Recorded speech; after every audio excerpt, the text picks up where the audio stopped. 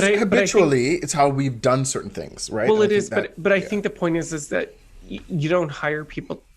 You don't want to hire people who just think like you. You want to hire people that stretch and grow you. Is the thought of being imperfect keeping you from taking action? Welcome to Inspired Action for Imperfect Humans. Each week, we give you real-life stories and thought-provoking research that inspires your soul to live a more fulfilled life through your own actions. From the heart of Calgary, Canada, here are your hosts, award-winning coaches, Christopher Lawrence and Kyle Kalu. Well, hello and welcome to another fantastic week of Imperfect Inspired? Imperfect, what is it? I don't even know the name of our podcast. I do. Imperfect Inspired Action. Inspired Action for Imperfect Humans.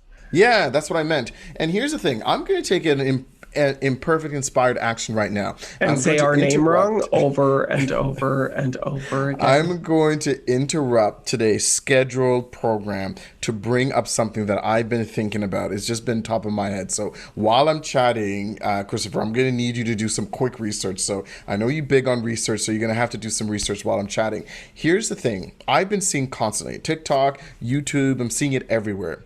This notion that we are a combination or influenced by the 5 people we spend the most time with, right? The people that we spend the most time with, hang out and stuff like that. And then I was thinking to myself, I'm only doing that with 2 people.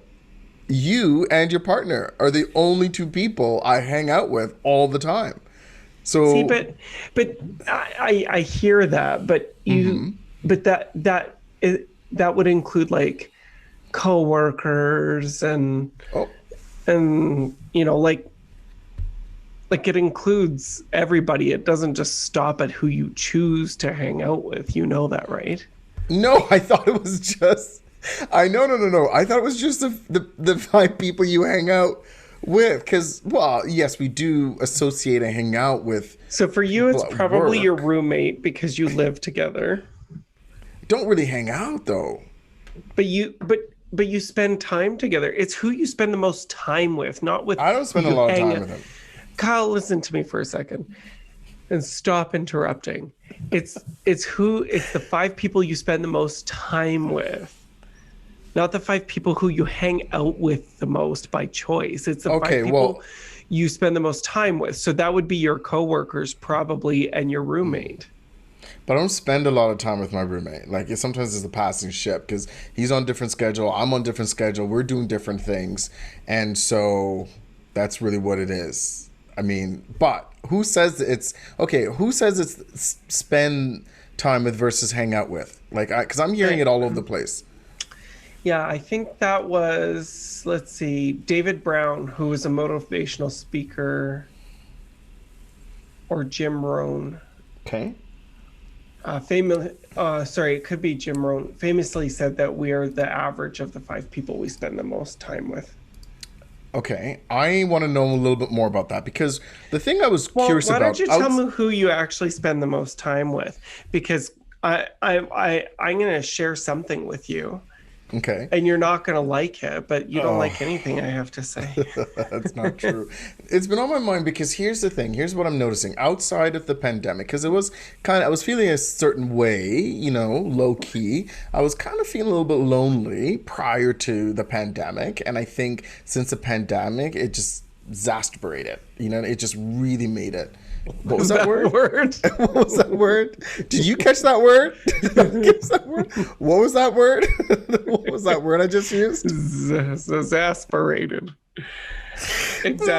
Yeah, I actually felt the same way. I think this is common for business owners, but I think it's also common for people right now. Like, I think something like, I don't know, 70 or 80% of people in the 50s and 60s and 70s were in social clubs of some kind, associations, social clubs, like everybody at a club. And now it's less than 30% of people are involved in a club of some kind. And of course, you know, technology has increased. I'm sure that there is some research that compares technology to community, and that kind of thing, particularly social media, which for me, I have found to be, what I'd like to call anti-social media because, we're more disconnected than connected. Well, I was looking at it. I was like, where was I? I was standing outside somewhere waiting for something. And I was floored it was beautiful outside. I was floored at the number of people who were just staring at their phones. Yeah. Well, we saw that even in a park, right? People were just all hanging out, but they were all on their phone. Yeah. So I would say that COVID did expose it for me too, though, because I like, we talk about like first circle, second circle, third circle, fourth circle, so like your first circle is like your tight, close friends, the people that it's just like you can call anytime or family. It's like, it's the people that you spend the most time with kind of idea. And then second circle would be like that kind of what I would call like a close-knit group, but maybe it's like your games night week or your sports team, right? You may not hang out all the time, but you do hang out. But you kind of rally as a group. And then you have your third circle, which would be like maybe like a church or like an association of some like sort. maybe you all go to the same church or something, and then but second circle would be like the subgroups within that church, right? So and then fourth circle would be like we're all Canadians, and so that means like so we rally together for that, although Canadians are not very nationalistic. Like we don't have that same kind of pride about our country that our neighbors to the south do. And it's not that we're not proud to be Canadians. I would just say that we're not nationalistic, meaning it's like, I don't know. I don't. Yeah. You be careful because that triggered me to go to another place. Yeah, with let's that not go there because today. I remember when I was there, it was like who had the biggest flag, but they did nothing with the whole unity of it. But anyway, that's another story. I think as Canadians, we do have that surface level. I don't know what that is, but let's just go back for a second. I think it's the second circle that I'm looking to expand. Yeah, me too. And it feels missing in my life. Like I feel like I don't have that kind of like that club, that social club and I find that there's a lot of elitism. Excuse me, I'm going to go off on a tangent here. We're going to get as long as it's not off me. As long as it's not at me. Hate mail for this. So I was doing a bit of research because there's this thing with golf in our city. And it's amazing because the people that I know that golf, it's very interesting because if I have a joint venture partnership with them, they constantly miss their commitments. Whether it's a joint venture partnership or some kind of thing, they constantly miss their commitments for golf. And I get it now. For golf, meaning to go do golf instead? Yeah, to go play golf. And I get it now because the memberships where we are to play, you have to like commit like $5,000 to spend in the clubhouse plus like 20 to 40, sometimes $50,000 to play for the season. Whoa. And it's like think about like who's playing golf that think about it for a second. Yes, I do. And so what I realized, so excuse me, I'm going to be really rude, and there is a gray area here, but it's triggering to me. I feel like a lot of where my second circle would fit, lots of them are golfers. And it's actually elitist. And I say it's elitist because you have some of the most beautiful green spaces in our city, our golf courses, and they're not accessible to the public. And then when you look at we were out yesterday on a bike ride, and everything was packed because and then I look at how much space these golf courses have, and I'm just like, this is bullshit. They should all be public access. You're totally right. Because even but here's the thing. So one can say it's because they're paying $50,000 each, whereas a government space doesn't spend that amount of money in these parks to make them so pretty and nice and lush and all that other stuff. I don't know. And I think that's where the elitist thing. And I want to start you on that because you really attacked me yesterday about that whole elitist thing, because that's another conversation. And I'm not saying it's not happening. I'm not saying it's not happening. It is happening. I'm just simply saying... How many black people do you see on a golf course in Calgary? How many First Nations? How many Middle Eastern? None. They're all white. Yeah. Well, listen, before we take more imperfect inspired action with that conversation, let me come back to my second thing. Like, what's up with my second circle? Second circle, yeah. How are people actually growing that? How do people meet people right now? How do people, when I was younger, here's the thing. When I was younger, I was so mindful of my time because I had a lot of things. I had a lot of commitments. I was on a lot of association stuff. I was volunteering for a lot of different things, right? Yeah, and so me too. We did, so when it was my time, I was so protective of it because I was out there doing shaking hands, kissing babies all that time. Yeah, I was on and boards and associations. And, I was so protective of it to the point where I've gotten probably really good at protecting my time that I feel I'm missing that second circle where I can engage into other things. And I wonder if some of that has to, I don't know, I'd like to hear from non-entrepreneurs on this because I already know, and certainly from entrepreneurs, but I already know the entrepreneurial story. With entrepreneurship, you actually don't have a lot of free time. And it is a very lonely path for sure, right? You know, and like we work a lot, you know, and so it's interesting because I think that's really what took me out of it. We were both part of a networking group, and I think I had a bit of second circle community there, right? But a couple people, but it didn't kind of get to that like deeper level. Like I wouldn't say that it's like if somebody was struggling in our network, like 3-2, yeah. Yeah, exactly. It was like 3-2, exactly. Second circle, third circle, but on the edge of second circle, because it's like if somebody was struggling, it's not like we really rallied together to support them. Right. Totally. You know, like maybe a church group would do, or, you know, I know that lots of people rag on churches, and I would just say, redefine what you think church is, because there's so many different kinds out there, and there are some that are not religiously based at all. And the only reason why I say that is because I think church was a natural gathering place. Yeah. And is a natural gathering place for second and third circle communication, or for second and third circle interactions. And there is a rallying of support potentially if one of your community is struggling. Right, it's like the community is there to help them. Yeah, well, look at what recently happened. That craziness that happened in London, Ontario, and the community just jumped in right away. Right, the community talking about the Muslim family that got killed on the sidewalk because some terrorists or whatever they're calling him, kind of drove them down, but. All the stuff I've seen or watched, the community, their church, their belonging, their family, boom, everyone just jumped up to it, right? And just started to take care of things, take care of the family, take care of, the whole social media, take care of. We have had some Islamophobia, and some people say that that's not a real thing, but I don't know. We have had some of that in Canada, although not nearly as much as our friends to the south, but we still have it here. And in this small town, I think it was in northern Alberta, Kyle? This was a couple years ago. It was when that shooting happened at our nation's capital.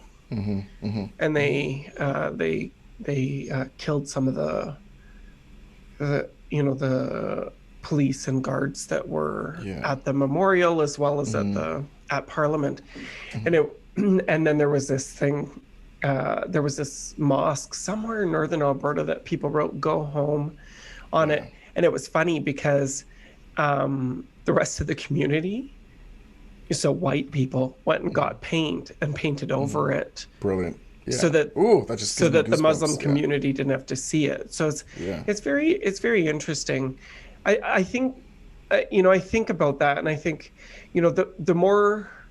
And you look at it, like I think you'll see more and more of this, the more we separate from each other, the less we socialize. So I think about my 5 people, and it's like, well, lots at work, certainly my husband, certainly you, and then I have another friend.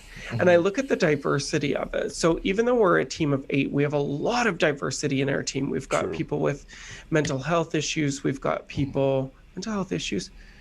What would be the PC way of saying it? Well, whatever. They're neurologically different, I guess. I don't know what the PC term is, but I liked it when I heard it. Anyway, we've got men, we've got women, we've got people, we've got immigrants, brand new to Canada. Like we have a lot of diversity, tons of diversity. And then I look at my friends group and it's I like, mean, even that list, half of them are me, right? Is that what you're saying? yeah, not just you though. That's the funny thing, right?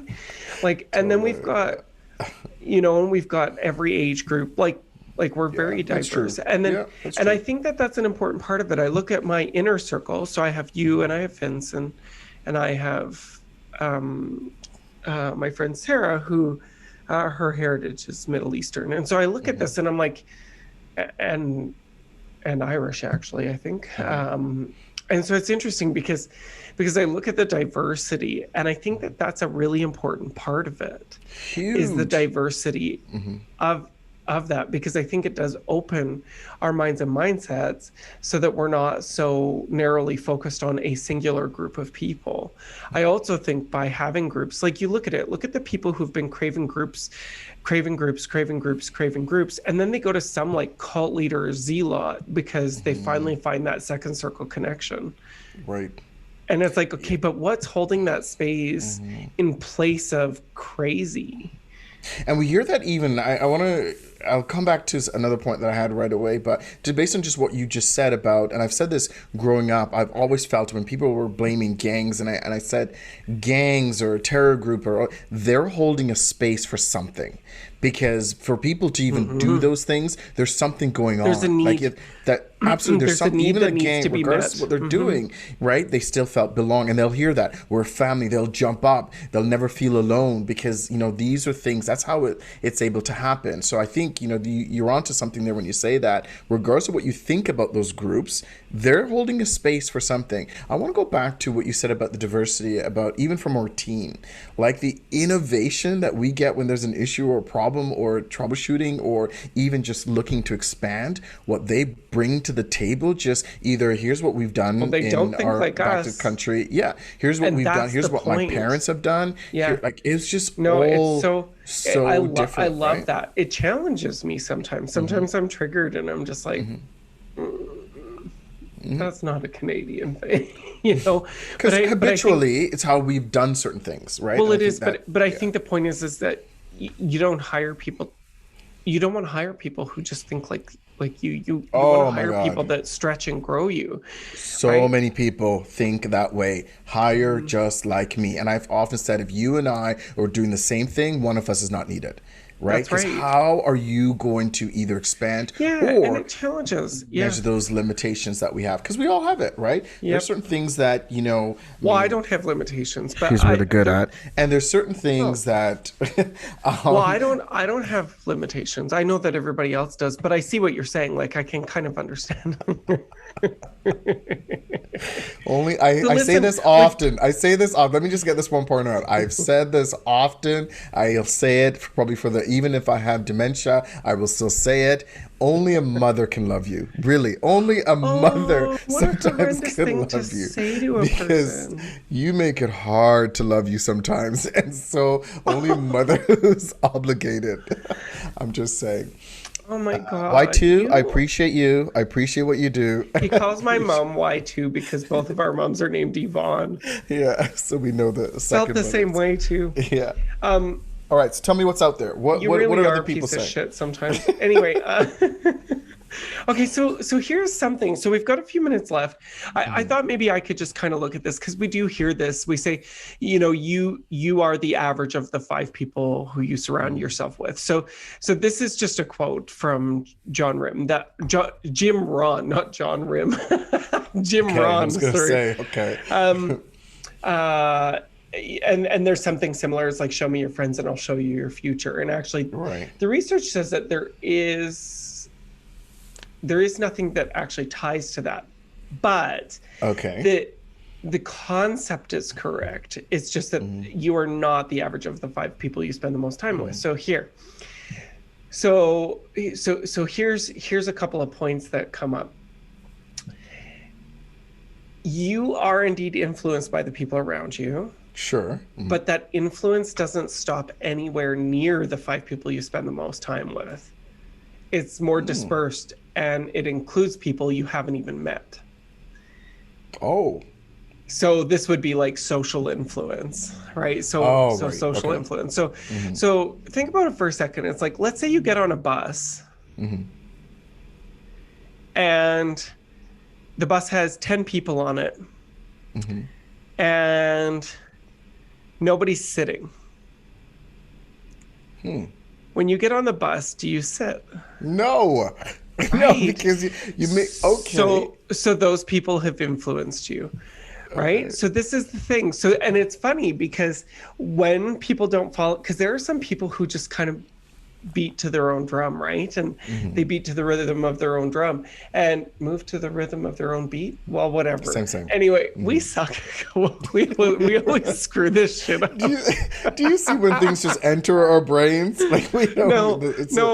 They don't enter. It's more like it kind of gets stuck on its way out and trips all over itself. Anyway, so here's the thing. Actually, you are influenced by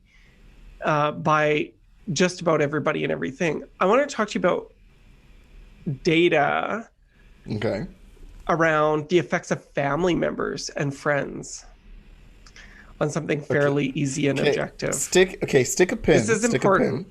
Stick a pin. Why are you always trying to poke me with something? That's a very Caribbean. I think, is it only the Caribbeans who say that? Stick a pin, meaning like you put it on the dot, like you just hold it, right? Yeah, hold that on the bulletin board for a second. Okay, hold that for a second. Back to the piece about your influence. Okay, sometimes... Back to the piece? Back to the piece I said. Sometimes it's about, I think culture plays a role in this. Cultural, differences sometimes play a role. One I often say is, if you go right now, if you see a group of black people together and one person starts running, everyone starts running. I don't know why. Why is that? Why would everyone start running? That's funny. Right? Yeah. But then if you see a group of others... See, I wonder... So now I'm not going to do it today, but we should actually look to see if that's just a stereotype or if there's research on it. I've seen it. But the funny thing is that white people don't even notice that. It's just black people that notice it. It's like one black person starts running. I did see a social experiment. Now, it was just a social experiment. It was a pop culture thing. It wasn't good research. Okay. But it was funny because this group of people did go running. Yeah. And most, not all of the black people turned and ran. Right, exactly. And most, not all of the white people stood still and went, What's happening? This is why you don't see black people in these haunted house things, these thrillers, these movies, because we're not going to be... What did you call it, a thriller? Is someone here? What is that word? Thriller. That's it. Anyway, that's another story. We have to unpack that later on because I think back to this influence, I think some of those things happen. Some of it's just, I don't know, like is that DNA? Is that influence? Mm-hmm. But I hear that often. I see that often. If you take one person starts running, there's a certain group will run with you. And then the others, we just know. It's like the animal world. They just know, right? Some of them just know to... Yeah, it is kind of that herd mentality. That's interesting. Mm-hmm. I wonder if white people had that bred out of them. I don't know. Like maybe Can we do a podcast on that? Like we've got to do some research. We need a scientist though, like a real scientist. All right, you. Go ahead. So they actually looked at friends and family and the influence of that on obesity. So here's what the research says. If a friend of yours become obese, you yourself are 45% more likely than chance to gain weight over the next 2 to 4 years. Okay. I that makes sense to me. Mentally, intellectually, that makes sense to me. The question is that the same if someone who's obese hangs out with people who are stay fit, eat differently? I don't think it works the same way. Why? So more surprisingly, Christakis and Fowler, those are the researchers, found that if a friend of your friend becomes obese, so meaning let's say that you and I are normal weight, but your friend Andrew out in Toronto becomes obese, my likelihood of gaining weight increases by 20%. What? Even if I don't know that friend of a friend, the effect continues one more person out. If a friend of the friend if a friend of the friend of your friend develops obesity, you were still 10. So meaning if Andrew's friend gained weight, you're still 10% more likely than random to gain weight as well, meaning it goes beyond random. So this to me talks about, maybe this has to do with like mirror neurons, or maybe it has to do with like just the way conversation shifts. But I think that's very funny. So your friends do make you fat, but so do their friends. Damn. And so do their friends of friends. And there is nothing that suggests that. Oh man. There's nothing that I'm reading that Jeez. that suggests that it's reversed. So because they had data spanning over 3 decades, they were able to show a real cause and effect relationship between individual friends and friends of friends and weight gains. While the researchers looked for a variety of explanations, the most likely one appears to be norms. If your friend is obese or a friend of a friend is obese, that changes your perception of what is an acceptable body size, and your behavior changes accordingly.